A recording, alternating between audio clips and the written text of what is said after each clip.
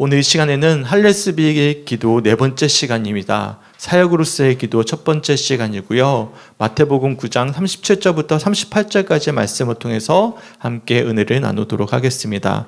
나눠드렸던 책자 3장 사역으로서의 기도라는 이 챕터 우리 111페이지까지 읽어오기로 했는데 111페이지까지 다 다루지 않을 겁니다. 오늘은 중간까지만 다루고 두 번에 나누어서 함께 이 책자의 내용을 가지고 함께 은혜를 나누었으면 좋겠습니다. 오늘은 앞부분만 우리가 좀 살펴보면서 함께 은혜를 나누었으면 좋겠습니다. 왜냐하면 지난 시간에 전체를 다 하다 보니까 시간이 너무 길어지더라고요. 그래서 제가 이번에 다 하려고 하니까 또 길어질 것 같더라고요. 그래서 중간에 잘랐습니다. 잘라서 앞부분을 우리가 좀 나누고 뒷부분은 또한 우리가 또 나눌 테니까, 혹여나 제가 그 사무실에 있다 보니까 창문 밖으로 소리가 들리더라고요. 다 못 읽었어요. 막 지금 급하게 읽고 있어요. 소리를 전해 들었습니다. 그래가지고 이게 읽는 게 힘드시구나. 그래서 부담스러워하지 마시고요. 안 읽으셔도 되고요. 가져오시기만 하셔도 되고, 제일 좋은 거는 다음 주까지 111페이지 한번 읽어오시고 그렇게 하시면 될 것 같습니다. 제가 엿들은 게 아니라 들렸습니다. 그래서 그렇게 함께 했으면 좋겠습니다. 예수님과 지난 3년 동안 동행했던 제자들은 예상하지 못한 십자가 사건과 부활, 그리고 예수님의 승천으로 인해서 황당하고 당황스러운 상황 가운데 덩그러니 놓여있게 되었습니다. 갑자기 예수님이 사라져버린 것이죠. 더군다나 예수님께서 하늘로 승천하시면서 그냥 가신 게 아니에요. 그들에게 마지막 유언을 남기셨거든요. 너무나 다들 알고 있는 유명한 말씀이죠. 사도행전 1장 8절 말씀을 함께 읽어봤으면 좋겠습니다. 시작. 오직 성령이 너에게 임하시면 너희가 권능을 받고 예루살렘과 온 유대와 사마리아와 땅끝까지 이르러 내 증인이 되리라 하시니라. 아멘. 제자들 출신이 대부분 뭐죠? 어부잖아요. 평범한 사람들입니다. 세리까지 있으니까요. 아주 평범한 사람들이에요. 더군다나 예수님께서 십자가에 처형당하신 지 얼마 되지 않아서 예수의 이름만 들려도 사람들이 경기를 일으킬 만한 그런 환경과 상황 가운데 놓여 있었습니다. 그래서 제자들은 얼마나 두려웠던지 예수님이 붙잡혀 가실 때 모두 다 어떻게 하죠? 도망쳐 버렸죠. 또한 예수님께서 부활하셨는데도 불구하고, 부활을 분명히 보여주셨는데도 불구하고 각자 고향으로 떠나버리거나 숨어 지냈습니다. 그런데 부활하신 예수님이 제자들을 찾아오셔서 뭐라고 말씀하시냐면, 사도행전 1장 8절의 말씀처럼 갑자기 예수님은 사라지시고 마지막 유언을 남기시길, 예루살렘과 온 유대와 사마리아와 땅끝까지 이르러 내 증인이 되어야 된다라는 말씀을 남기시고 가버리신 거예요. 과연 제자들에게 이런 예수님의 마지막 유언을 지킬 만한 힘과 능력이 있겠습니까? 살아계셔서 옆에 계시는데도 불구하고 도망쳤던 제자들인데 예수님이 사라져 버리셨어요. 그리고 이런 아주 거창한 어떤 유언을 남기시고 가신 거예요. 과연 그들이 그 놀라운 과업을 수행할 만한 능력과 책임감이 과연 남아 있었겠습니까? 온 유대와 사마리아와 땅끝은 불구하고 당장에 자신들이 거주하던 근방의 예루살렘에서조차 증인의 역할을 감당하기란 언강생심, 불가능한 일이었을 것입니다. 생각해 보십시오. 예수님 앞에서 당당했던 베드로를 기억해 본다면 예수님이 막상 붙잡히시자 어떻게 하죠? 3번이나 부인했습니다. 다른 제자들은 어땠습니까? 다들 도망치기에 바빴고 숨어 지내기에도 바빴습니다. 그래서 그들에게 주어진 예수님의 유언은 사실상 제자들의 힘으로는 도저히 감당할 수가 없는, 그래서 실행 불가능한 과제와도 다름이 없었습니다. 그런데 놀랍게도 역사에 남겨진 기록은 그렇지가 않아요. 우리가 예상했을 때는 제자들이 이 유언을 실행할 수 있었을까? 불가능하다라고 생각할 수밖에 없는데, 놀랍게도 역사의 기록은 그렇지가 않다라는 거예요. 제가 나눠드린 유인물 혹시 보셨는지 모르겠어요. 보시면 제가 예수님의 제자의 순교의 모습들에 대해서 앞뒤장으로 제가 넣어드렸습니다. 보시면 도마를 비롯해서 뒤에 마지막에 마띠아, 가룟 유다를 대신해서 제대로 선출된 마띠아에 이르기까지 12명은 아닙니다. 사도 요한은 살아있었기 때문에 사도 요한을 제외한 나머지 11명의 제자들이 한결같이 부활의 증인으로 삶을 살아가다가 끝내는 뭐하죠? 순교했습니다. 한 명도 빠짐없이 다 순교를 했어요. 요한을 제외하고. 더군다나 그들이 활동했던 지역을 보십시오. 먼저 앞에 보시면 도마 보십시오. 도마가 어디까지 갔습니까? 페르시아와 인도까지 갔어요. 당시에 땅끝입니다. 땅끝까지 간 거예요. 그리고 안드레는 어디를 갔죠? 에베소와 러시아의 남부까지 가서 복음을 전했습니다. 이외에도 제자들 모두 다 예수님의 마지막 유언처럼 뭘 지킨 거예요? 예루살렘과 온 유대와 사마리아와 땅끝까지 이르러 복음을 전하다가 마지막에는 순교까지도 담담히 감내해 나갔음을 우리들이 나눠드린 표를 통해서 알 수가 있어요. 이 시간에 다 안 살펴보셔도 됩니다. 집에 가셔서 한번 쭉 살펴보시면 그들이 이런 마지막을 마주했구나 라는 것을 우리들이 참고해 볼 수 있는 문서를 제가 잠깐 만들었는데요. 한번 참고해 보시고 읽어보셨으면 좋겠습니다. 그렇다면 우리가 궁금증이 생기는 것이죠. 어떻게 이런 극적인 변화가 나타났을까? 예수님이 생전에 계셨을 때는 그들이 그처럼 연약한 자들이었는데 어떻게 이렇게 놀라운 복음의 능력이 제자들 가운데 나타날 수 있었을까? 성죽교회 성님들 어떻게 생각하십니까? 답을 다 알고 계시죠? 하지만 할레스부 교수는 자신의 저서에서 이렇게 이야기합니다. 80페이지를 한번 펴볼까요? 80페이지 중간에 있는 두 번째 단부터 제가 한번 읽어드리겠습니다. 80페이지 두 번째 단부터 제가 한번 읽어드릴게요. 주님은 객관적으로는 그들에게 메시아 시대의 선물인 성령을 주었고 성령으로 말미암아 이 작은 그리스도인 회중은 이 세상에 속하지 않은 능력들로 무장할 수 있게 되었습니다. 조금 건너뛸게요. 주님은 주관적으로는 그들을 기도로 무장시키셨는데 기도는 이 세상에 속하지 않은 저 온갖 객관적인 능력들이 개별 신자들과 그리스도인 회중에게 주어지는 통로였습니다. 그러니까 하늘로 승천하신 예수님은 제자들을 그냥 내버려 두지 않으신 거예요. 실제로 예수님이 살아생전에 제자들에게 이렇게 약속하십니다. 정말 중요한 요한복음 16장 말씀인데요. 16장 13절과 14절 말씀 우리가 함께 읽어봤으면 좋겠습니다. 시작. 그러나 진리의 성령이 오시면 그가 너희를 모든 진리 가운데로 인도하시리니 그가 스스로 말하지 않고 오직 들은 것을 말하며 장래 일을 너희에게 알리시리라. 그가 내 영광을 나타내리니 내 것을 가지고 너희에게 알리시겠음이라. 아멘. 시간 관계상 이 요한복음 16장 말씀의 전체를 훑어볼 수는 없지만 정말 중요한 말씀은 요한복음 16장 말씀에 참 많이 기록되어져 있습니다. 제자들을 향해서 예수님께서 뭐라고 말씀하시냐면 내가 너희를 떠나면 보혜사를 보내주겠다. 이 보혜사는 성령 하나님이죠. 이 성령 하나님은 13절의 편을 보십시오. 제자들을 모든 진리 가운데로 인도하실 것이고 14절의 편을 보시면 그리스도의 영광을 나타내 보여주실 것이다 라고 약속하시며 말씀하십니다. 더군다나 이어지는 24절을 보시면 이렇게 말씀하셔요. 지금까지는 너희가 내 이름으로 아무것도 구하지 아니하였으나 구하라 그리하면 받으리니 너희 기쁨이 충만하리라. 지금까지는 제자들이 예수의 이름으로 구하지 않았지만 예수님이 가르쳐 주시는 성령 하나님을 의지해서 기도한다면 구하는 대로 응답받을 것이고 그로 인하여 기쁨으로 충만할 것이다 라고 말씀하십니다.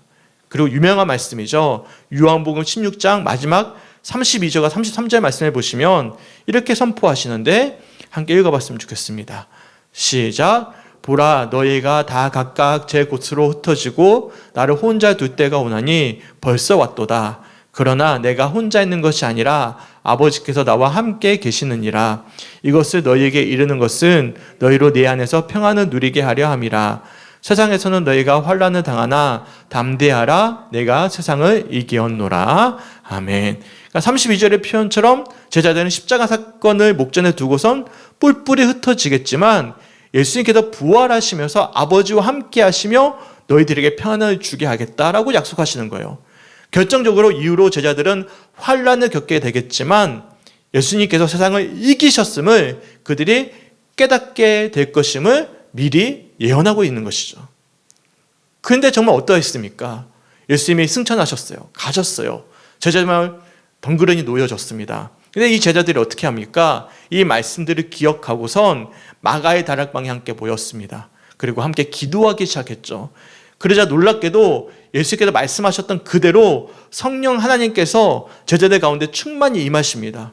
그리고 간절히 기도하는 그들 가운데 허락하신 놀라운 은사대로 각각의 방언으로 기도하기 시작하는 거예요. 그러니까 기도하고 은사가 나타나니까 그들 마음 가운데 뭐가 생긴 거죠? 믿음과 담대한 복음의 능력이 심겨지기 시작했던 것입니다.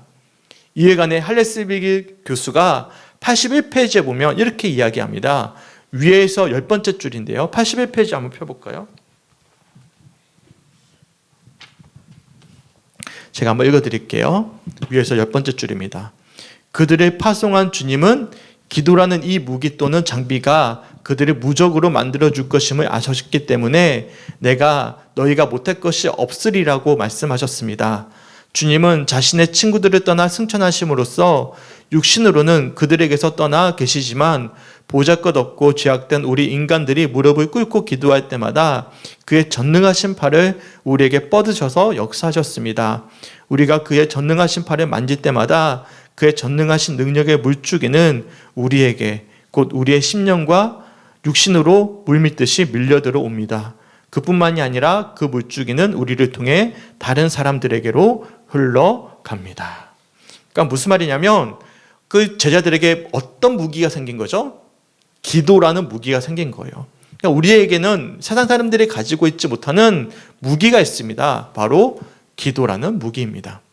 기도를 통해서 우리는 성령 하나님을 부를 수가 있고요. 성령 하나님이 인도하신 가운데 전능하신 예수님의 능력을 경험할 수가 있는 것입니다. 믿으십니까?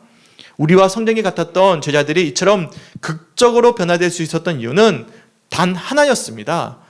예수께서 말씀하셨던 유언처럼 오직 성령이 그들 가운데 기도함으로 임하셨을 때 예루살렘과 온 유대와 사마리아와 땅끝까지 이르러 예수님의 진정한 증인으로서의 삶을 살아낼 수가 있었음을 말씀하고 있는 것입니다.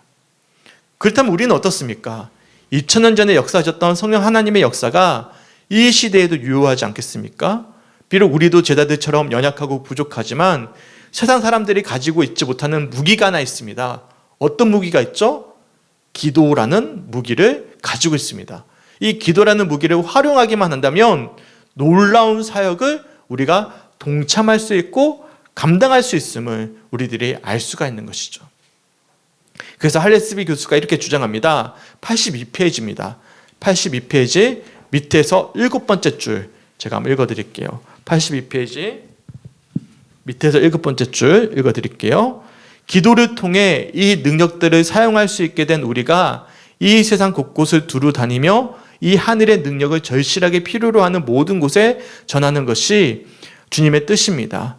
우리의 삶이 고요하지만 변함없이 늘 흐르는 복의 물주기가 되어서 우리의 기도와 중보 기도를 통해 그 물주기가 우리 주위의 모든 곳으로 흘러가게 하는 것이 우리 주님의 계획입니다. 그러니까 주님은 우리를 통해 일하길 원하십니다. 믿으십니까? 그래서 오늘 본문 말씀을 보십시오. 뭐라고 말씀하시냐면 추수할 일꾼을 찾고 있다라고 간곡히 예수님께서 말씀하고 계시거든요. 우리 본문 우리 마태복음 9장 37절과 38절 말씀 함께 읽어봤으면 좋겠습니다. 시작. 이에 제자들에게 이르시되 추수할 것은 많되 일꾼이 적으니 그러므로 추수하는 주인에게 청하여 추수할 일꾼들을 보내주소서 하라 하시니라. 아멘.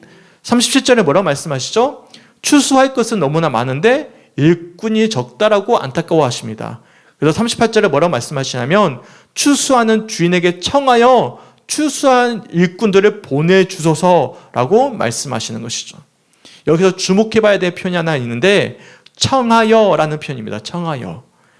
헬라 원어로는 데오마이라는 단어로 쓰여졌는데 요청하다라는 의미도 담고 있지만 기도하다라는 의미도 담고 있어요. 결국엔 제자들에게 뭐라고 요청하시는 거예요? 너희가 추수할 일꾼을 보내주소서라고 기도해야 된다. 이 기도가 절실히 필요함을 말씀하고 계시는 것입니다.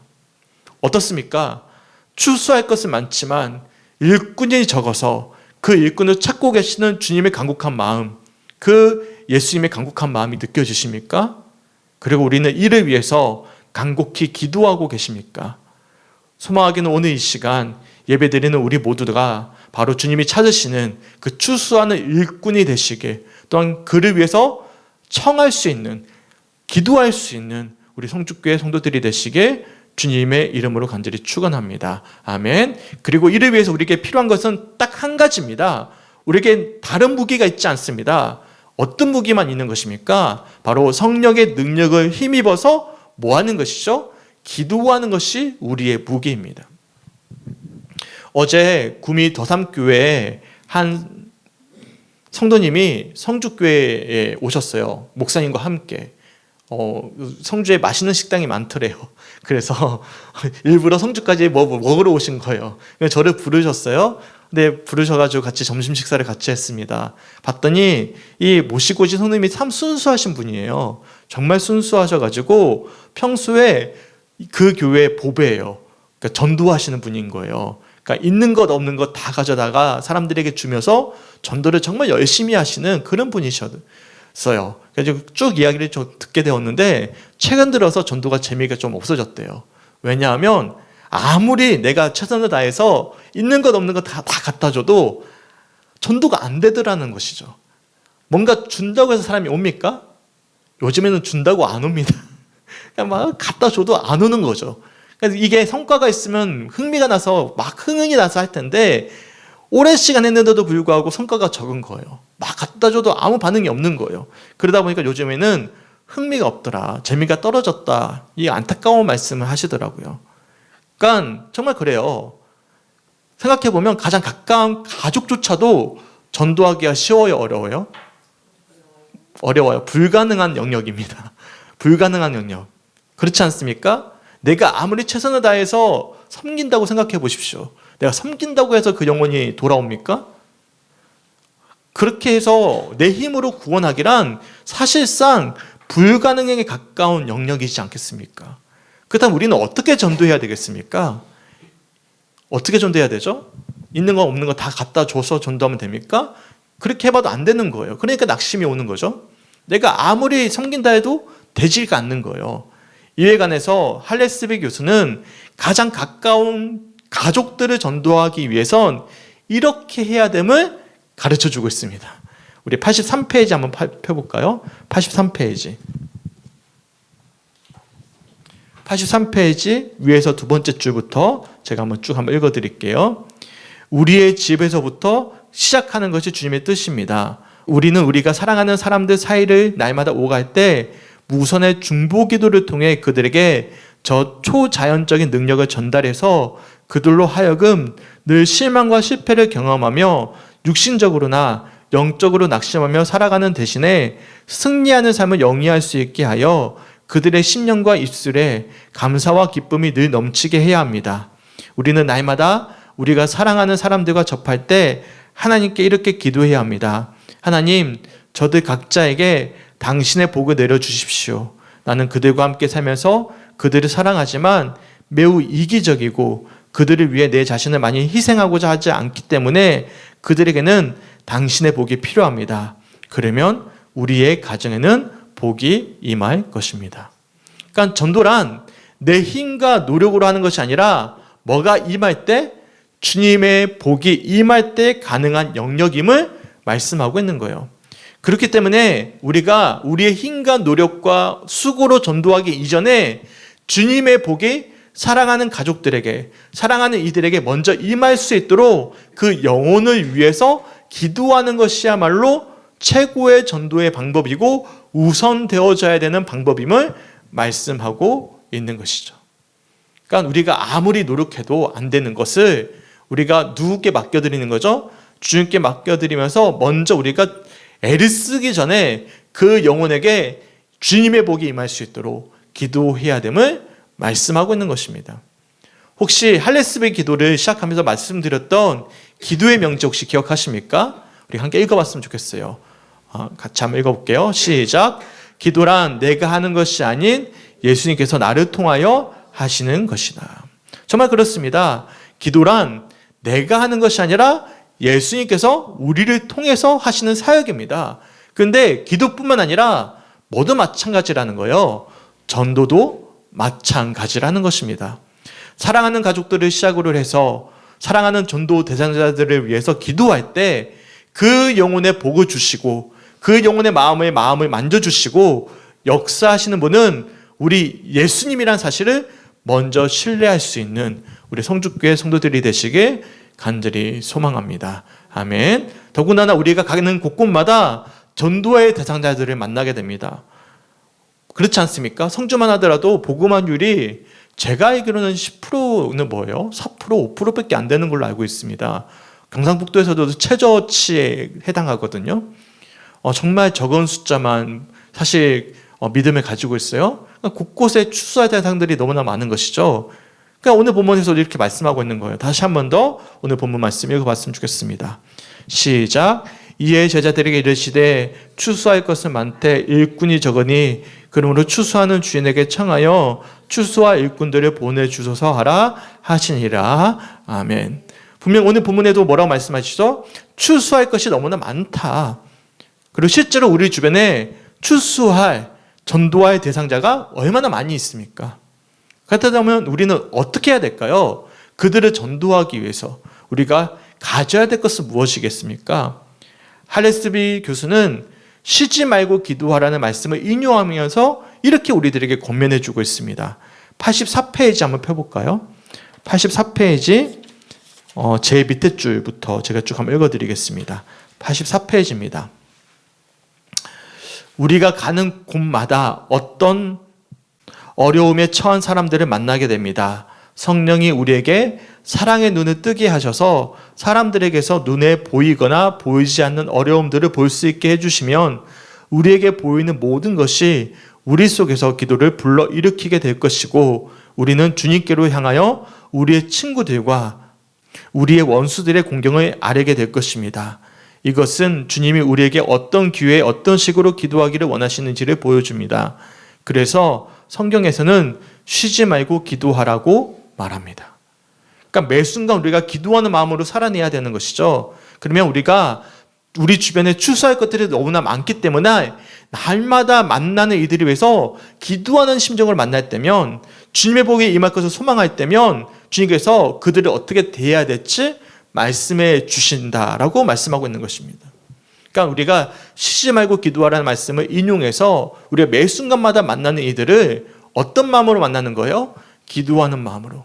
주님의 복이 임할 것을 소망하는 마음으로. 그러면 그들의 필요를 우리가 채워줄 수도 있고 아니면 주님께서 감동을 주셔서 추수할 일꾼들을 만나게 하실 수도 있는 것이죠. 그런 마음으로 우리가 전도해야 됨을 말씀해 주고 있는 것입니다. 근데 문제는 무엇입니까? 이러한 사실을 너무나 잘 알고 있지만 기도하지 않는 데 있지 않겠습니까? 기도하지 않는 마음으로 우리가 일상을 살아내지 않겠습니까? 이러한 우리의 나태함과 불신앙이 문제이지 않겠습니까? 그러니까 할레스비 교수도 이러한 우리네 마음의 어떤 상태를 정확히 짚어내고 있어요. 86페이지에 있는데 중간 부분을 제가 한번 읽어드릴게요. 86페이지 중간 부분 제가 한번 읽어드리겠습니다. 나는 우리가 성공적인 기도 생활을 하지 못하는 이유는 기도에 충분한 열심과 부지런함을 보이지 않고 너무 나태하기 때문이라고 굳게 믿습니다. 하나님의 성령이 우리를 거룩한 열심으로 충만하게 하면 우리는 이내 그런 사람들을 위해 하나님께 기도할 수 있는 시간과 기회를 찾아내게 될 것입니다. 그러니까 우리가 매 순간 기도하게 되면 추수할 사람들을 만나게 될 것이고 또한 그들에게 복을 임할 수 있도록 우리가 기도하게 될 것이며 또한 하나님께서 그런 열매를 맺게 하실 것임을 말씀해 주고 있는 것이죠. 이런 찬양 가사가 있지 않습니까? 익은 곡식 거둘 자가 없는 이때에 누가 가서 거둘까? 내가 어찌 게으르게 앉아있을까? 어서 가자 밭으로. 보내주소서 보내주소서. 제단 숯불 내 입술에 대니 어찌 주저할까 주여 나를 보내주소서. 어떻습니까? 다시금 우리가 힘을 내서 기도하며 또한 전도하는 추수할 일꾼이 되기를 소망할 수 있는 우리 성주교회 성도들이 되기를 결단하지 않으시겠습니까? 추수할 일꾼을 찾고 계시는 예수님의 초청 가운데 주님 제가 여기 있습니다. 비록 저는 연약하고 부족하지만 기도하겠습니다. 나를 보내주시옵소서. 사랑하는 가족들을 위해서 사랑하는 이들을 위해서 기도하겠습니다. 나를 보내주소서 라고 기도하며 또한 우리가 결단하지 않으시겠습니까? 그래서 우리가 뒤에 있는 부분들을 살펴보기 전에 먼저 찬송가를 한번 불렀으면 좋겠어요. 찬송가 495장 함께 부르시고 함께 우리 한 1, 2분 정도 기도하시고 또 말씀을 이어가도록 하겠습니다. 찬송가 495장입니다. 하나님 감사합니다. 우리를 보내주시옵소서. 우리를 추수와 일꾼으로 삼아주시고 우리가 정말로 하나님이 명령하셨던 땅끝까지 이르러 증인이 되리라 말씀하셨던 그 사명을 온전히 감당하는 하나님의 귀한 자녀가 되어지길 간절히 소망합니다. 주님 역사하여 주시옵소서. 그러기 위해서 사랑하는 가족들이 위하여, 사랑하는 이들이 위하여, 또한 매 순간마다 만나는 이들이 위하여 주님의 은총을 간구하며 기도하는 삶이 끊이지 않게 간절히 소망합니다. 내 힘으로는 할 수 없지만, 내 힘으로 한 영혼도 구원할 수 없지만 우리 주님께서 그들의 마음을 만져주시면 아버지 추수할 수 있음을, 그 영혼들을 살릴 수 있음을 고백하며 나아갑니다. 우리에게 게으르고 나태한 아버지 신앙생활에서 벗어나 날마다 매 순간마다 기도할 수 있도록 인도하여 주시고 그 기도하는 마음 속에서 전도의 열매를 맺어갈 수 있는 우리 모두가 될 수 있도록 주님 역사하여 주시옵소서. 우리를 보내어 주시옵소서. 우리를 우리 사랑하는 가족들에게 보내주시고 사랑하는 지인들에게 보내주시고 아버지 성주 땅에 보내주셔서 우리를 통하여 하나님 많은 영혼들이 주님께 돌아오는 놀라운 하나님의 사역의 역사가 우리의 기도로 말미암아 풍성한 결실을 맺어갈 수 있도록 주님 축복하여 주시옵소서. 감사드리며 우리를 사랑하시는 예수님의 이름으로 간절히 기도드렸습니다. 아멘. 이처럼 할레스베이 교수는 정말 우리 사역에 있어서 정말 중요한 것은 우리가 직접 현장에 뛰어드는 것도 중요하겠지만 그 이전에 전제되어져야 되는 것은 다른 것이 아니라 바로 기도에 있음을 먼저 강조해주고 있어요. 우리 다시 한 번 더 오늘 본문 말씀 함께 읽어봤으면 좋겠습니다. 우리 본문 말씀 함께 읽어볼게요. 시작. 이에 제자들에게 이르시되 추수할 것은 많되 일꾼이 적으니 그러므로 추수하는 주인에게 청하여 추수할 일꾼들을 보내주소서 하라 하시니라. 아멘. 정말 그렇죠. 우리 일상 가운데 추수할 대상들이 너무나 많이 있습니다. 근데 이 추수라는 단어가 안타까워요. 누가 많이 쓰는 단어죠? 신천지가 많이 쓰다 보니까 추수가 왠지 어감이 좀 안 좋게 느껴지는데요. 이게 정말 좋은 단어잖아요. 추수할 것이 너무나 많은 것이죠. 그렇기 때문에 우리가 이렇게 기도해야 되는 것입니다. 주여 게으른 우리를 깨워주시고 다시금 기도하게 하옵소서. 추수할 일꾼이 되게 하셔서 나를 보내주옵소서. 만나는 이마다 주님의 복이 임할 수 있도록, 그래서 나는 비록 기도하지만 나의 기도를 통해서 예수님의 역사가 일어나게 하옵소서라고 기도해야 되는 거예요. 그러니까 지금까지 나눴던 말씀을 제가 나름대로 요약한 겁니다. 그러니까 할레스비 교수는 사역자로서의 기도라는 이런 것이 기도이다. 그러니까 전도하기 이전에 우리가 먼저 사역자로서 먼저 기도해야 된다는 것을 강조하고 있는 것입니다. 그러니까 앞에서도 말씀드렸지만 다른 노력이 우선 필요한 것이 아니에요. 뭐 갖다 주는 것도 좋아요. 하지만 그보다 우리에게 필요한 것은 영혼을 향한 기도가 전제되어져야 됨을 말씀하고 있는 것입니다. 당연히 기도하다 보면 뭘 주십니까? 감동 주시잖아요. 그러면 감동에 따라서 필요한 것을 채워줄 수도 있고 돕게도 하십니다. 하지만 기도가 없이 막연하게 우리가 전도해야 되니까 우리의 힘과 노력으로만 이어지는 전도는 결실도 없을 뿐만 아니라 낙심이 찾아오는 거예요. 제가 어제 만났던 그 성도님처럼 내가 아무리 해도 안 되더라. 그래서 낙심이 찾아오는 것이죠. 내가 하면 안 되는 것이죠. 그 영혼을 만져주시는 분은 누구시기 때문이죠? 우리 주님이시기 때문에 그래요. 혹여나 결과가 좋아요. 내가 열심히 했는데 너무 전도가 잘 되는 거예요. 그러면 우리가 어떤 죄에 넘어지기 쉽습니까? 교만이라는 너무나 큰 무서운 죄의 덫에 걸릴 확률이 높아지는 거예요. 그러니까 기도 없는 전도는 도리어 전도의 결실이 맺어질 때 교만이라는 무서운 죄의 덫에 걸릴 확률이 높아진다는 것입니다. 그렇기 때문에 우리들에게 필요한 것은 어떤 기도가 필요한 것입니까? 사역으로서의 기도가 날마다 필요함을 말씀하고 있는 것입니다. 누구를 위해서? 우리 가정을 위해서, 사랑하는 이들을 위해서, 날마다 만나는 이들을 위해서 쉬지 않고 사역하는 기도를 멈추지 않아야 된다라고 말씀하고 있는 거예요.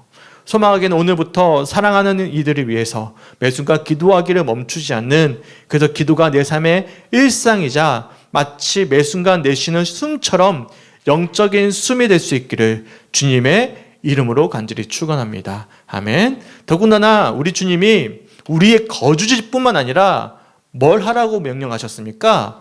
예루살렘과 온 유대와 사마리아와 땅 끝까지 이르러 복음을 전해야 된다고 말씀하십니다. 우리는 이것을 어떻게 감당할 수 있습니까? 땅 끝까지 가라고 하시는데 어떻게 땅 끝까지 우리가 갈 수가 있겠습니까? 돈이 있습니까? 물질이 있습니까? 시간이 있습니까? 환경이 됩니까? 지금 아프리카 가야 되는데 갈 수 있습니까? 땅 끝까지 갈 수가 없는 거잖아요. 이어간의 할레스 교수가 이렇게 주장을 합니다. 87페이지 한번 펴볼까요? 87페이지 밑에서 세 번째 줄입니다. 87페이지 밑에서 세 번째 줄부터 제가 쭉 한번 읽어드릴게요. 여기 주님의 일을 하는 수단으로 기도를 사용할 줄 알았던 또 한 사람이 있었습니다. 우리가 굳이 선교지에 가지 않더라도 선교를 위해 일할 수 있는 방법은 많습니다. 하나님께서 우리로 하여금 그 방법들을 알게 하시고 그대로 실천할 수 있게 해주시기를 빕니다. 우리가 그런 식으로 도울 때 실제로 선교지에 나가 일하는 선교사들을 더 수월하게 자신의 사역들을 해 나갈 수 있게 됩니다. 무슨 말씀인지 이해가시죠? 그러니까 우리가 굳이 선교지에 가지 못하더라도 우리를 이미 대신해서 땅 끝까지 가 계시는 선교사님들을 위해서 뭘 해야 된다라는 것입니까? 기도로서 우리가 사역자로 동참하는 것입니다. 그리고 실제로 기도 가운데 주시는 감동대로 우리가 선교사님의 사역에 도움을 줄 수 있다면 충분히 예수님께서 명령하셨던 땅 끝까지 이르러 내 증인이 되리라는 사명에 동참하는 것이 된다라고 말씀하고 있는 거예요. 우리가 항상 가지 못하더라도 우리를 대신해서 땅 끝까지 가 계시는 선교사님들이 계시지 않겠습니까? 그들을 위해서 우리가 날마다 쉬지 않고 기억하며 기도할 때, 그 주시는 감동대로 우리가 섬길 때면 우리는 이미 그 선교사님과 함께 사역을 하고 있다는 거예요. 사역을 감당한다라는 것입니다. 이것을 우리가 멈추지 말아야 된다라고 할레스비 교수가 이야기하고 있는 것입니다. 이게 기도의 능력이죠. 감사한 것은 우리 교회는 작은 교회죠. 규모가 작은 교회예요. 그래도 선교 사역에 있어서 최선을 다해서 섬기고 있어서 참 감사합니다. 더군다나 이번 주에는 도미니카 공화국에서 섬기고 계시는 전원철 강향숙 선교사님을 모시고 말씀을 들을 기회를 좀 가지고자 합니다. 우리 교회가 선교 사역에 있어서는 그래도 성도님들이 제 마인드에 따라 주셔서 너무나 감사해요. 그래서 우리가 충분히 우리 역량 안에서는 그 역할들을 감당하고 있다라고 생각을 합니다. 제가 나눠드렸던 유인물 보시면 제가 말라위 최성호 선교사님이 보내주신 선교편지 홈페이지에 올려놓긴 했는데 그게 잘 안 보이거든요. 다 나눠드렸어요. 한번 집에 가셔서 한번 읽어보세요. 보시면 우리가 기도하고 자그마하게 섬기고 있는 이 모든 섬김들이 얼마나 크게 역할을 하고 있는지를 기억하셨으면 좋겠어요. 제가 어제 페이스북에 그런 말씀을 하시더라고요. 자신들이 주일날마다 섬기는데 식사비가 한 주에 우리나라 돈으로 13만 원이 드는데요. 그런데 헌금은 700원, 800원이 들어온대요. 그러니까 갭이 많이 크잖아요. 근데 우리 교회가 섬기고 있는 것이 거의 한 주 정도에 섬길 수 있는 식사비 정도는 되는 거예요. 무슨 말씀인지 이해가시죠? 우리가 기도하고 섬기는 것들이 정말로 그곳에서는 귀하게 사용되어진다는 거예요. 우리에게는 작은 돈이지만 그 사역지에서는 그만큼 귀하게 사용되어진다는 것입니다. 소망하기는 우리 교회가 점점 더 놀랍게 부흥하고 성장해서 저는 생생내는 것을 뛰어넘어서 마음껏 선교사님들을 후원하고 도울 수 있는 교회가 되길 간절히 소망합니다. 그게 제 소망이에요. 우리 교회가 단순히 목회자 잘 되는 그게 문제가 아니고 우리 교회가 부흥하고 성장해서 정말로 선교사님들을 마음껏 도와줄 수 있는, 정말로 단순히 일주일치 섬길 수 있는 비용만 섬기는 것이 아니라 마음껏 사역할 수 있도록 우리가 베풀 수 있는 그런 교회가 되게 주님의 이름으로 간절히 축원합니다. 아멘. 네, 아멘. 감사합니다. 오늘 분위기가 다 다운이 되어 있습니다. 네, 하여튼 아멘입니다. 마지막으로 할례스비 기도 88페이지 한번 볼까요? 88페이지. 88페이지 위에서 세 번째 줄부터 읽어드리면서 말씀을 마무리하겠습니다. 기도는 하나님의 나라에서 가장 중요한 사역입니다. 우리가 하나님의 백성이 되자마자 이 사역에 동참하는 것이 우리 주님의 뜻입니다. 기도를 통해서 우리는 우리의 그리스도인 부모님들에 의해 시작되었던 사역, 그들이 일평생을 바쳐 희생하고 고난당하고 애쓰고 힘쓰며 기도해왔던 바로 그 사역에 동참할 수 있습니다. 우리는 그들이 일구어 놓은 사역에 다른 무엇보다도 우선적으로 기도를 통해 동참하고 우리의 힘을 보태야 합니다. 그러니까 무슨 말씀이죠? 기도야말로 하나님 나라에 있어서 가장 중요한 사역임을 말씀하고 있는 거예요. 우리의 믿음의 선조 때부터 이어져 온 하나님의 나라의 확장이 우리의 기도를 통해서 계속 이어진다, 계속 이어질 것이다 라고 말씀하고 있는 것입니다. 그렇기에 우리는 쉬지 말고 사역으로서의 기도도 멈추지 말고 해야 된다는 거예요. 우리의 기도를 통해 사역해 나가실 주님의 일하심을 기대할 수 있는 우리 성주교회 성도들이 되었으면 좋겠어요. 기도란 무엇입니까? 내가 하는 것이 아닌 예수님께서 나를 통하여 하시는 것입니다. 예수님은 기도하는 나를 통해서 일하십니다. 이러한 사역으로서의 기도를 멈추지 않는 우리 성주교회 성도들이 되시길, 또한 그런 믿음의 여정이 되시길 주님의 이름으로 간절히 축원합니다. 아멘. 마지막으로 찬양하고 기도했으면 좋겠는데 우리 악보집 27번입니다. 악보집 27번에 보시면 주가 일하시네라는 찬양이 있거든요. 이 찬양을 부르시고 함께 우리 오늘은 다들 힘이 없어 보이시는데 그래도 기도하겠습니다. 기도하며 나갔으면 좋겠습니다. 어떻게 기도하냐면 이렇게 기도했으면 좋겠어요. 주님, 사역으로서의 기도를 멈추지 않겠습니다. 내 사랑하는 가족들을 구원하기 위해, 내 사랑하는 지인들과 주변인들을 위해 기도하기를 멈추지 않겠습니다. 추수할 것은 많은데 추수할 일꾼이 없다고 말씀하셨던 주님, 제가 여기 있습니다. 우리의 기도를 들어주시고 주님 일하여 주옵소서, 역사하여 주옵소서, 주님의 일하심을 신뢰하며 기도하겠습니다. 함께 기도하며 나아가는 우리 성주교회 성도들이 되었으면 좋겠습니다. 제가 일부러 옛날 느낌으로 반주 없이 부르도록 하겠습니다. 하나님 아버지, 너무나 감사합니다. 오늘 이렇게 함께 모여서 기도하며 나아갑니다. 우리에게 기도의 열정과 사명 허락하여 주셔서 쉬지 말고 기도하는 우리 성주교회 성도들이 될 수 있도록 인도하여 주시옵소서. 사랑하는 가족들을 위하여, 사랑하는 지인들을 위하여, 아직 주님을 알지 못하는 모든 이들을 위하여 예수님의 일하심을 기대하며 기도할 수 있도록 인도하여 주시고, 게으르고 나태하지 아니하게 하여 주셔서 날마다 숨을 쉬듯이 날마다 우리가 기도할 때 만나는 많은 추수할 사람들에게 예수의 마음으로 축복하며, 또한 그들의 영혼을 위하여 기도하며, 또한 그들을 섬기며 그렇게 전도의 열매를 맺어가는 우리 성주교회가 될 수 있도록 인도하여 주시기 간절히 소망합니다. 더 나아가 선교사님들을 위해서도 우리가 멈추지 않고 날마다 기도하기 원합니다. 땅끝까지 이르러 내 증인이 되리라 말씀하셨는데, 우리를 위하여 대신하여 땅끝까지 가서 사역을 감당하고 계시는 선교사님을 위해서 더욱더 눈물로 기도하며 함께 도전하며 함께 헌신하며 그렇게 주시는 사명을 감당하는 사역으로서의 길을 멈추지 아니하는 우리 성주교회가 될 수 있도록 인도하여 주시옵소서. 추수할 아버지, 것들은 너무나 많이 있는데 추수할 일꾼이 없다라고 말씀하시는 주님께 청하여 기도함으로 말미암아 사역으로서의 기도를 멈추지 아니하는 남은 한 주간의 삶 될 수 있도록 인도하시고 붙잡아 주시옵소서. 감사드리며 우리를 사랑하시는 예수님의 이름으로 간절히 기도드렸습니다. 아멘. 할렐루야. 오늘 우리가 책자 중간까지만 우리가 좀 나누었습니다. 우리 다음 주는 111페이지까지 쭉 우리가 좀 살펴보면서 이제 기도했으면 좋겠는데, 이 나머지 챕터는 어떤 부분이냐면 사역자를 위한 기도입니다. 그러니까 저를 위한 기도이고 우리 장로님들을 위한 기도이고 서로를 위한 기도에 대한 어떤 사역으로서의 기도의 챕터의 내용들인데 잘 읽어보시고 함께 동참해 주셨으면 좋겠습니다. 그리고 오늘 확실히 느끼는 것은요, 이게 기도하는 사람들이 많으면 많을수록 힘이 나는 것이구나 라는 것을 느끼게 되는 것 같습니다.